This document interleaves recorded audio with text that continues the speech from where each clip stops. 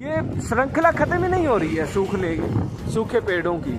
जहाँ जहाँ नीम के पेड़ लगे हुए हैं सूखे हुए हैं। तो मैं बता रहा था क्योंकि इतनी दूर से ये कैमरा इस चीज़ को पकड़ नहीं पाता है।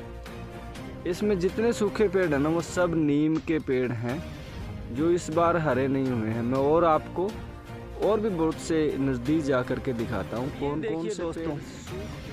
ये यहाँ काफ़ी नीम के पेड़ हैं लेकिन इन पर ये या तो पूरी तरह से सूख गए हैं और या पूरी तरह नहीं सूखे हैं तो आधे हरे हुए हैं। यानी पेड़ इनका हरा है लेकिन ऊपर पत्ते जिस तरह से पतझड़ के बाद में बसंत आता है और बारिशों का मौसम जब शुरू हो जाता है तो वहाँ खूब सारा इन पर हरियाली आ जाती है, नए पत्ते आ जाते हैं। और इस सीज़न में जब लोग गेहूं का स्टोर करते हैं ना पूरे साल के लिए तो उसमें काफ़ी नीम का प्रयोग किया जाता है। लेकिन इस बार तो दोस्तों नीम तोड़ने के लिए क्या दातुन करने के लिए भी लोगों को नहीं मिला।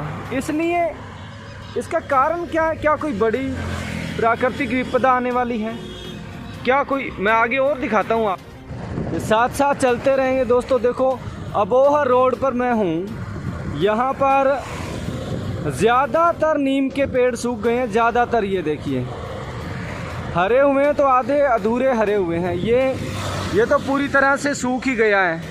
इतना बड़ा पेड़ था, मेरे ख्याल से 50 साल पुराना होगा ये।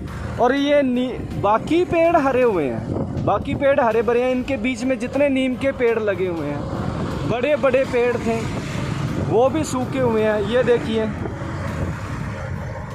ये स्कूल के किनारे पर लगे हुए हैं, कितने विशाल पेड़ थे नीम के, सूख चुके हैं।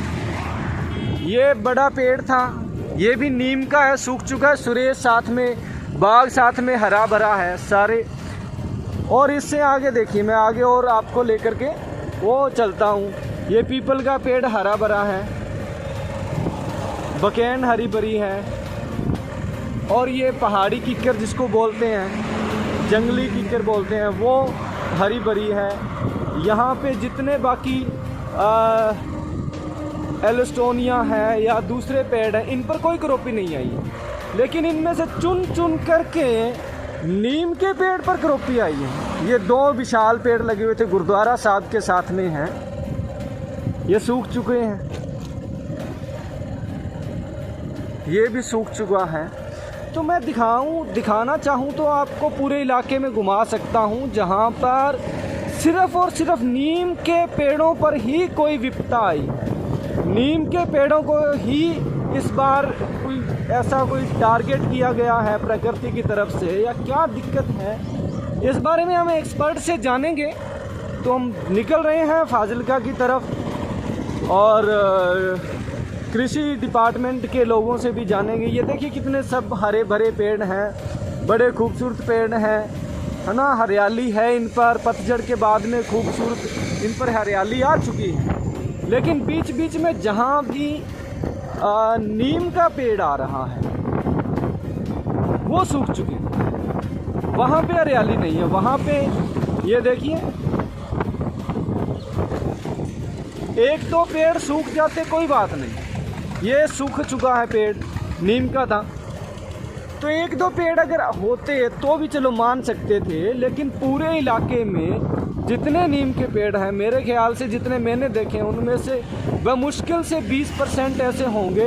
ये देखो ये सूख चुका है, ये भी नीम का पेड़ है। तो जितने पेड़ थे नीम के पेड़ थे। और कहीं कहीं पर ये किक्कर बबूल का पेड़ जिसको बोलते हैं हिंदी में, वो भी सूख चुके हैं। उन पर भी कुछ ना कुछ है, लेकिन फिर भी हम मान सकते हैं कि वो उन पर कम है।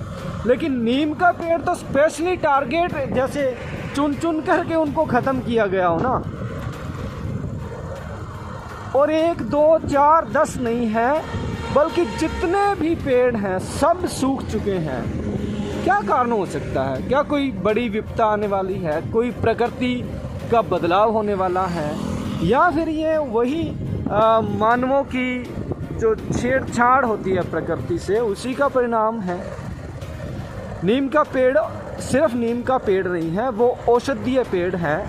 वो बहुत सी दवाइयों में काम आता है। और हम सदियों से ये भी पेड़ नीम का है, सदियों से ही दांतुन के लिए ये बहुत लाभदायक है, इसको प्रयोग किया जाता है।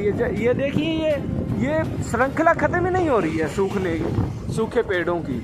जहाँ जहाँ नीम के पेड़ लगे हुए हैं सूखे हुए हैं। तो मैं बता रहा था ये औषधीय पेड़ है, इसके पत्ते, इसकी टहनियाँ, इसके हर चीज़ वो काम में ली जाती है नीम के पेड़ की।